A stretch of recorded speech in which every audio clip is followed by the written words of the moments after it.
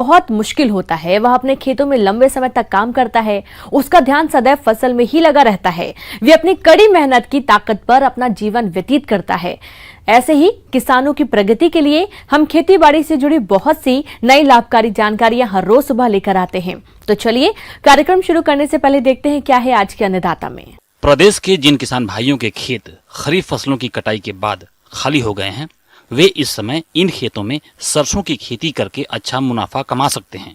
लेकिन इस फसल से भरपूर उत्पादन मिले, इसके लिए सरसों की बुआई से लेकर फसल में किए जाने वाले सभी कार्यों को वैज्ञानिक तरीके से करना होगा, जिसके बारे में जानकारी दे रहे हैं कृषि वैज्ञानिक डॉक्टर संजीव वर्मा।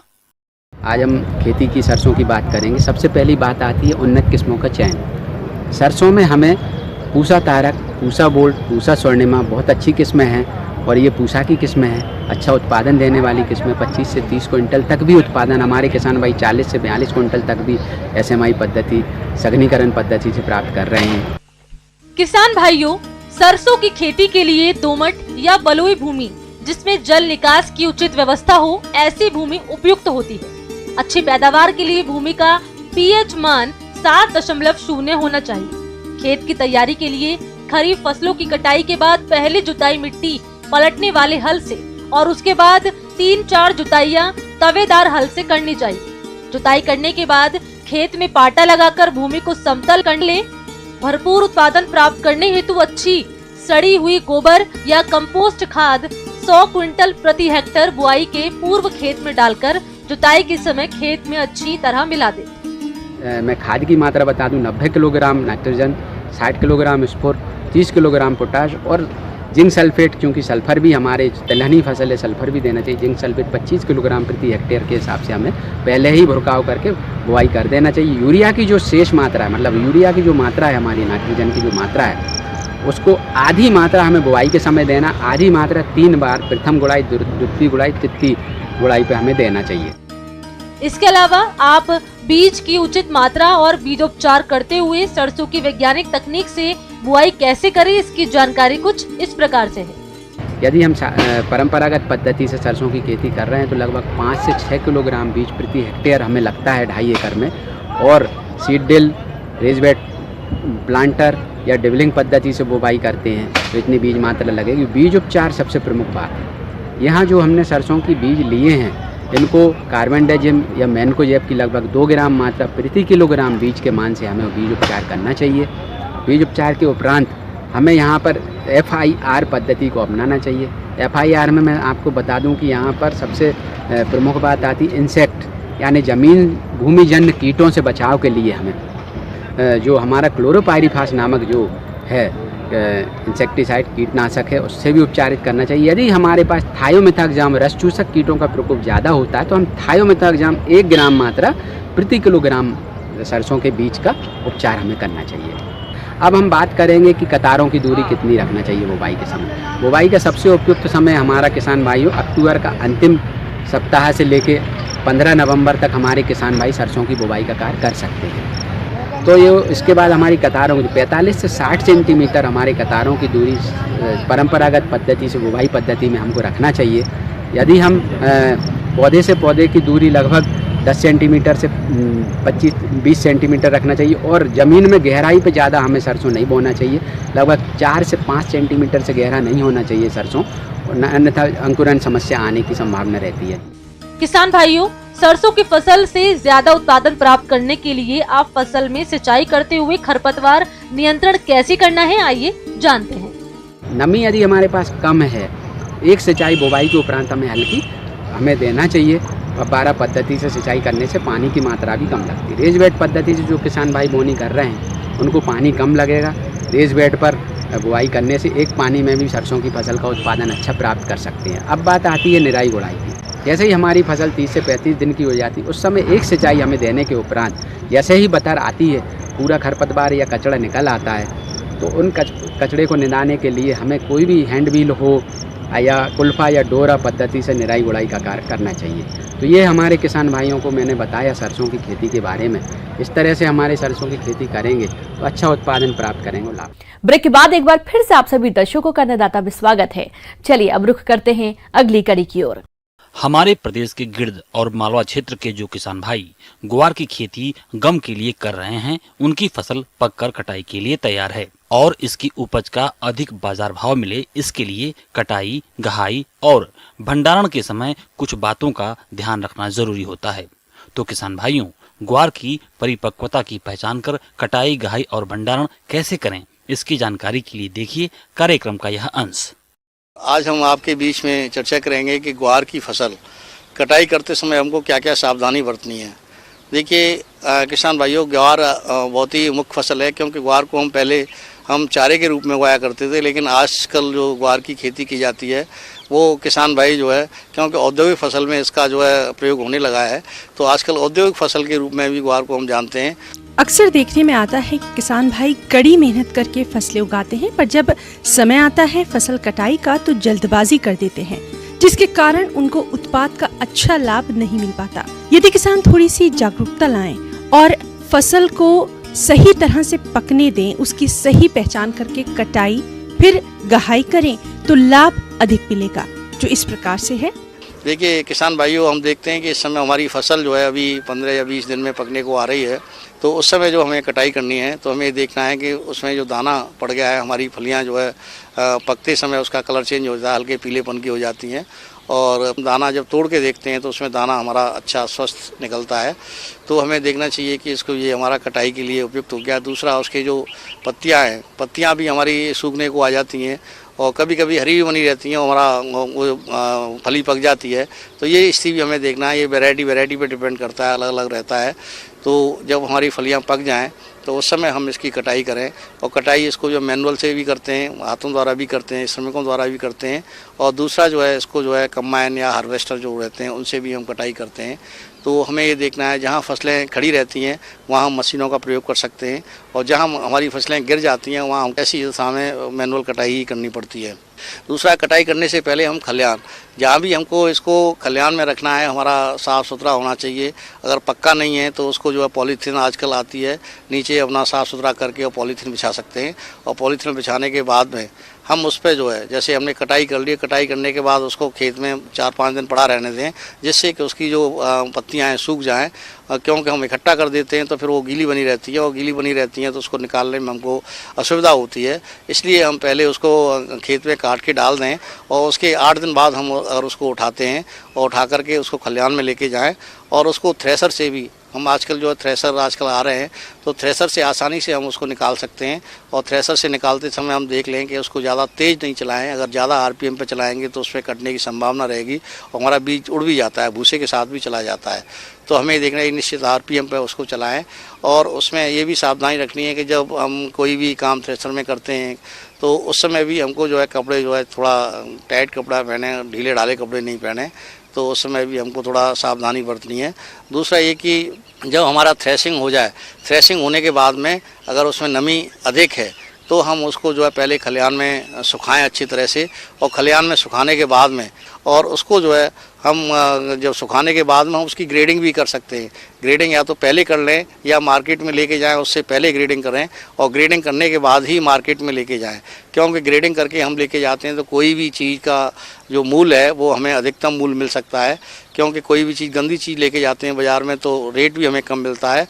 तो हमें ये देखना है कि अगर हम ग्रेडिंग करके ले जा रहे हैं तो सही तौल भी देंगे और सही पैसा भी हमको मिलेगा। तो इस तरह से हम जो है कटाई से लेके मड़ाई तक ये सारी सावधानी बरतेंगे तो जो हमारा उत्पाद है उसका अधिकतम मूल्य हम ले सकते हैं। ग्वार की कटाई के साथ ही उसके उचित भंडारण की तैयारी शुरू हो जाती है। तो किसान भाइयों, ग्वार का भंडारण करते समय कौन कौन सी सावधानियां रखें, इसके लिए मिलते हैं। भंडारण करने के लिए भी हमें ये देखना है कि अधिक नमी होगी तो भंडारण में बीमारियां आने की संभावना रहेंगी, इसलिए भंडारण करते समय भी हमको ये देखना है कि 8-9% नमी रह जाए। अगर ज़्यादा नमी होगी तो इसमें फफूंदी आने की संभावना रहेगी और जिससे उसकी क्वालिटी जो है ख़राब हो जाएगी। और उसके बाद में हम स्टोर के लेके जाएं, और स्टोर में ले जाने से पूर्व भी हमें सावधानी बरतनी है। जहां हमको स्टोर करना है उसकी जो है साफ़ सफाई अच्छी तरह से करें, उसका जो है पहले धूम्रीकरण करें।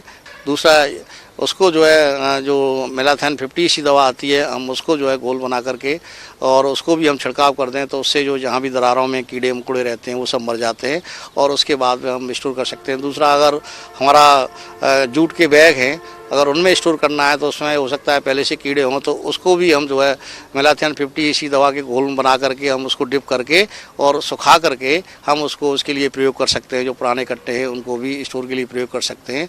और स्टोर में करते समय हमें ये सावधानी बरतना है कि जब भी हम बोरों को रखें, हम जो है एक तो ज़मीन से ऊपर रखें, दूसरा दीवार के सहारे नहीं रखें, क्योंकि हम दीवार के सहारे रखते हैं तो उससे नमी आ जाती है और नमी आते ही हमारी ये ख़राब हो जाती है।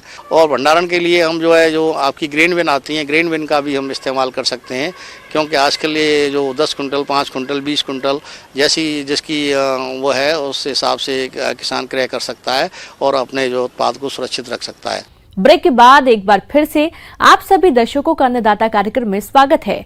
बढ़ते हैं अगली प्रस्तुति की ओर। किसान भाइयों, धीरे धीरे सर्दी का मौसम शुरू हो रहा है। ऐसे में जो किसान भाई पशुपालन व्यवसाय से जुड़े हुए हैं, उनको दुधारू पशुओं का मौसम के अनुरूप ध्यान देना जरूरी है। अगर थोड़ी सी भी लापरवाही की गई तो पशुओं के स्वास्थ्य और दूध उत्पादन दोनों में गिरावट आ जाएगी। तो पशुपालक किस प्रकार से करें अपने पशुओं की देखभाल, इस बारे में जानकारी के लिए मिलते हैं डॉक्टर लक्ष्मण सिंह शेखावत से। और आज किसान भाइयों हम बात करेंगे बदलते मौसम में पशुओं की देखभाल, यानी जो हमारा अभी सर्दियों का मौसम शुरू होने वाला है, उसमें किसान भाई हमारे दुधारू पशुओं की देखभाल किस प्रकार करें। तो मुख्य रूप से किसान भाइयों हम बात करें कि जैसे हमारे पशुशाला है, उसके आसपास जितने भी झाड़ जनकाड़, जितने भी खरपतवार हैं, तो उसमें जितने भी परजीवी हैं, इसके साथ साथ उसको जो मक्खियाँ, मच्छर, इनका प्रकोप उनकी वजह से काफ़ी होता है। तो सबसे पहले तो किसान भाई इस बदलते मौसम में ऐसा करें कि जो पशुशाला के आसपास जितने भी खरपतवार हैं सबको हटाएं। तो एक तो ये किसान भाई ध्यान रखें। तो इसमें जो हमारी पशुशाला के अंदर जितने भी परजीवी हैं, वो पशुशाला की दरारों में जहाँ उनकी छुपने की जगह होती है वहाँ छुपे रहते हैं। तो पशुशाला में पूरी वाइट वाश होनी चाहिए। इसके साथ साथ ही किसान भाई पशुशाला का जो फर्श है उसको आप ऐसा करें कि सबसे पहले तो आप उसको जैसे फिनाइल है उससे सफाई करें, उससे भी हमारे ये परजीवी नष्ट होते हैं। ये भी ध्यान रखें कि जो हमारा वाटर टब है, जो पशुओं को पानी पिलाने की नांद होती है, उसमें भी पूरा वाइट वाश करें, उसमें चूना डालें। उससे भी जो परजीवी हैं वो सब नष्ट होंगे। तो जो हमारी पशुशाला में जो पशु की नांद है, जो मेंजर है, उसमें कहीं सड़ा गला चारा हो तो उसके कोनों से वो निकाल दें और उसको बाहर फेंक दें। इसके साथ ही किसान भाई हमारे जो सर्दियों के बदलते हुए मौसम में ये भी ध्यान रखें कि जो पशु के आहार में एक साथ बदलाव नहीं करें। किसान भाई प्राय देखा गया कि जो हमारा हरा चारा जैसे बरसीम, फलीदार हरे चारे हैं, काफ़ी पौष्टिक होते हैं, लेकिन फिर भी अगर किसान भाई उनको एकदम चारे में बदलाव करता है या पशु को आवश्यकता से ज़्यादा खिलाता है तो उसमें आफरे की संभावना होती है और बड़ी पशु को काफ़ी दिक्कत होती है। तो इससे बचने के लिए किसान भाई उसके जो आहार में चारे का समावेश बड़ा धीरे धीरे कम मात्रा करते करते बढ़ाएं। इसके साथ किसान भाई दूसरा ये ध्यान रखें कि जो हमारे पशु हैं उसमें एक साथ सर्दी आने से इसका भी एक दूरगामी प्रभाव पड़ता है और हमारे पशुओं का धीरे धीरे दूध उत्पादन कम हो जाता है। तो इसमें किसान भाई मुख्य रूप से ये ध्यान रखें कि जो हम आहार दे रहे हैं उसमें आप आहार की मात्रा थोड़ा बढ़ा के दें। अगर हम दुधारू पशु के संतुलित आहार की बात करें तो उसका जो कुल दिया जाने वाला आहार है उसमें तीसरा भाग यानी जो उसको राशन देते हैं वो दाना से दिया जाना चाहिए और बाकी जो 2/3 भाग है उसमें हरे चारे और सूखे चारे का समावेश होना चाहिए। तो इस प्रकार किसान भाइयों जो आपका राशन है उसमें 30 से 40% मक्का, इसी प्रकार गेहूं का चोकर है, बाजरा है, इनका समावेश। इसी के साथ साथ 30 से 40% उसमें जो खलियां है जैसे मूंगफली खली है, इसी प्रकार आपकी सरसों की खली है, इनको समावित किया जा सकता है। इसी प्रकार उसको जैसे चना चूरी है, अरहर चूरी है, इनका 20 से 25% भाग इनसे दिया जा सकता है और उसके साथ उसको 2% खनिज लवण और 1% नमक उसको खिलाया जा सकता है। ये एक दुधारू पशु के लिए संतुलित आहार अपन कह सकते हैं। किसान भाइयों, अगर रोजाना पशु आहार की अपन बात करें प्रति पशु, तो उसको उसके शारीरिक भार के अनुसार उसका आहार दिया जाता है, जिसको शरीर की देखभाल के लिए गायों को 1.5 किलो प्रतिदिन व भैंस के लिए 2 किलोग्राम प्रतिदिन, प्रत्येक 2.5 लीटर दूध पर गायों को 1 किलोग्राम दाना मिश्रण देना चाहिए। प्रत्येक 2 लीटर दूध पर भैंसों को 1 किलोग्राम दाना, 6 महीने से ऊपर की गाभिन गाय या भैंस को 1 से 1.5 किलोग्राम दाना प्रतिदिन अतिरिक्त देना चाहिए। बछड़े या बछड़ियों के लिए 1 किलोग्राम से 2.5 किलोग्राम तक दाना प्रतिदिन उनकी उम्र या वजन के अनुसार देना चाहिए। कि जो हमारे पशुओं को प्रतिदिन पिलाया जाने वाला पानी है, वो जो अपन लोग पीते हैं वैसा ही उसका pH होना चाहिए, वैसा ही उसका तापमान होना चाहिए और वैसा ही वो साफ़ सुथरा होना चाहिए। इसके साथ ही किसान भाई ये भी ध्यान रखें कि जो हमारे पशु हैं उनका समय पे डीवर्मिंग करें, यानी पेट के कीड़ों की दवाई ज़रूर पिलाएं, कि बदलते हुए मौसम में जो आंतरिक परजीवी हैं उनका भी संख्या बढ़ती है और वो हमारे पशु की उत्पादन एवं प्रजनन क्षमता को प्रभावित करते हैं। और उसके साथ साथ ही जो पशुओं में कई संक्रामक बीमारियां हैं, जैसे अभी खुरपका, मुंहपका बदलते मौसम की सबसे बड़ी बीमारी है और ये हमारे दूध उत्पादन क्षमता को बहुत प्रभावित करती है और एक पशु में आने से ये सभी पशुओं में हो जाती है। इनका टीकाकरण जरूर कराएं। और इसके साथ ही किसान भाई दूसरा ये ध्यान रखें कि जो हमारे किसान भाई जो हमारी दवाओं का प्रयोग करते हैं, वो आप जो हमारे विशेषज्ञ हैं उनकी सलाह के अनुसार ही उनका काम में लें। तो किसान भाई, इस प्रकार आप जो बताई गई छोटी छोटी बातों का ध्यान रखेंगे तो आपको ये आपकी जो पशुपालन का धंधा है वो आपके लिए लाभ का धंधा साबित होगा। अन्नदाता हेल्पलाइन निःशुल्क फोन संपर्क सेवा के माध्यम से आपके द्वारा पूछे गए प्रश्नों में से 1 या 2 महत्वपूर्ण प्रश्नों को हम अपने कार्यक्रम में शामिल करते हैं और इसी के तहत आज का चयनित प्रश्न और उसका जवाब इस प्रकार है। निःशुल्क अन्नदाता हेल्पलाइन में आज हमने जिस प्रश्न को शामिल किया है उसे पूछा है। ग्राम रूनीपुर, जिला ग्वालियर के प्रदीप गुर्जर ने आपने सहजन की फसल में किए जाने वाले जरूरी कार्यों पर जानकारी चाहिए है, तो इसके लिए देखिए कार्यक्रम का यह अंश।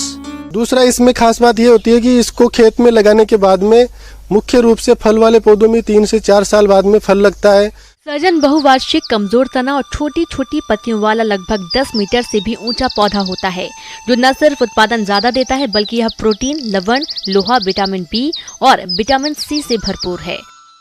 इसके बाद में लगाने के बाद में हम इसमें शुरुआत में 15 दिन में 2 सिंचाई करते हैं। उसके बाद में इसमें बहुत कम पानी की आवश्यकता होती है। अच्छे उत्पादन के लिए सिंचाई करना लाभदायक है। गड्ढों में बीज से अगर प्रवर्धन किया गया है तो बीज के अंकुरण और अच्छी तरह से स्थापन तक नमी का बना रहना आवश्यक है। फूल लगने के समय खेत ज्यादा सूखा या ज्यादा गीला रहने पर फूल के झड़ने की समस्या होती है। इसके बाद में जब पौधा लगभग 70 सेंटीमीटर से 1 मीटर की हाइट का हो जाए तो हम उसको पिंच कर देते हैं, काट देते हैं, जिससे उसमें ब्रांच ज़्यादा से ज़्यादा निकले और उसका फैलाव ज़्यादा हो। क्योंकि इसकी टहनी बहुत नाजुक होती है तो काटाई छटाई नहीं करेंगे तो इसकी ऊपर में बढ़वार ज़्यादा हो जाती है और बाद में टूटने की संभावनाएं ज़्यादा रहती है। तो पिंच करने या काटने 70 सेंटीमीटर की हाइट पे काटने से अधिक शाखाएं निकलेगी और अधिक फूल और फलियाँ लगेगी। सर्दियों में इसकी हम कटाई छटाई करते हैं। दिसंबर के महीने में हम इसको लगभग 1 से 1.5 मीटर की हाइट पे इसको काट देते हैं, जिसको हम प्रूनिंग बोलते हैं। वो काटने के बाद में फरवरी मार्च के महीने में ये वापस फुटान में आ जाती है और फिर इसमें फ्लावरिंग जून जुलाई में शुरू हो जाती है। जब पौध लगभग 75 सेंटीमीटर का हो जाए तो पौध के ऊपरी भाग की खोटनी कर दें। इससे बगल से शाखाओं को निकलने में आसानी होगी।